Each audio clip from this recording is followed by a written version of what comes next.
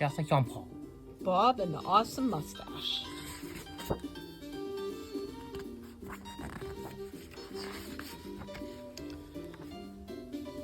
Bob, look, shouted Larry. Pa Grape's karaoke contest. It's our chance to win a karaoke gumball machine.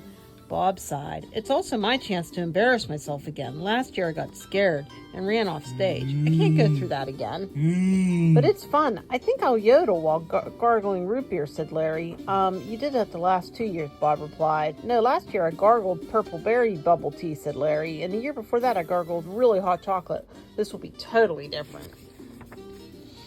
That night, while Bob watched TV with Junior Asparagus, Larry practiced. Larry, cried Bob, you promised you'd only yodel during commercials.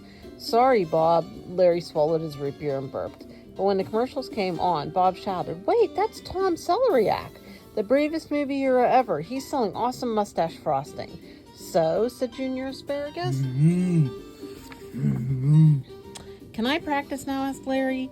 I'll bet if I had a big mustache, awesome mustache like Tom Celeriac, I could do anything, Bob said, even win a karaoke contest. Bob grabbed the phone and called the number on the TV screen. Then he pushed his chair in front of the door and plopped down to wait for mustache frosting to be delivered. Are you going to bed, Bob? Said Larry. Nope, replied Bob. I'm sitting right here until my package of awesome mustache frosting arrives. I ordered it as soon as physically possible shipping. Okay. Good night, buddy, Larry said as he headed off to bed. Bob tried to stay awake, but his eyelids began to droop. Then he yawned. Before he knew it, he was dreaming. Tom Celeriac himself appeared. He told Bob that he could be a rock star, too, if he only had a mustache as awesome as Tom's. Bing bong, the doorbell startled Bob awake. He leaped to the door, the dream fresh in his mind. There it was, his very own Tom Celeriac, awesome mustache frosting kit. He ripped open the package and squirted a huge glop on his upper lip. Before you could say Tom Celeriac, a big bushy mustache burst out of Bob's face. Larry dashed in. Bob, what's happening? Bob spun around. This is happening. Whoa, explained Larry. Does that mean you're going to compete in the karaoke contest? Nope, said Bob. It means I'm going to win the karaoke contest. No more scaredy tomato. I'm rockin' sockin' tomato now. Let's roll, said Bob as he headed out the door. Hey, wait, mustache Bob, Larry cried. Bob and Larry raced all the way to Pa Grape's. Bob slid up to Petunia. Well, hey there, he said. Sign me up for the contest, would ya? It's a great day for winning. Bob bounced around anxiously while the contestants performed. Bob, what are you doing? Madam Blueberry asked. Are you all right? He replied. I'm amping myself up with this awesome mustache. I just know I'm going to win. Just then, Pa Grape announced, give it to our next contestant, Bob the Tomato.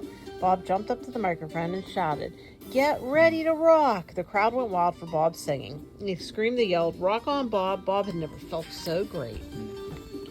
But when he spun around for his big finish, he stopped cold. Everyone was laughing and pointing, and then Bob saw why. He saw his big, bushy, awesome mustache wasn't on his face. It was dangling from the microphone. Bob ran off stage and right out the door. Madam Blueberry ran after him. May I sit with you, Bob? Shouldn't you be inside singing, he asked. Maybe. I'd rather sit and talk to my friends, she replied. Bob sniffed. Why would you want to be friends with me? I don't even have a real mustache. Bob, said Madam Blueberry, do you really think I won't be your friend just because you don't have a mustache? Yes, he said, I do. Bob, she said, Psalm 23:1 says, The Lord is my shepherd, I lack nothing. Do you know what it means to lack nothing? Does it mean that when God is with me, I don't need a mustache, Bob asked. It sure does, she said. Hey, why don't we go back in there and sing it together?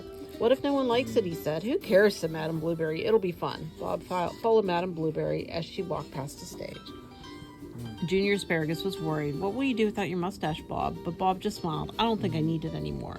Bob joined Madam Blueberry on stage as she began to sing bluesy tune. Then he began to sing along as well. Well, the Lord is my shepherd, and I know one thing. I don't need a mustache to prove I'm something. I've changed my tune. Now here's what I sing. The only thing I lack is nothing. Soon everyone was singing along. Larry even gargled a chorus. Even without his mustache, Bob realized he could still be a pretty rockin' tomato. The end.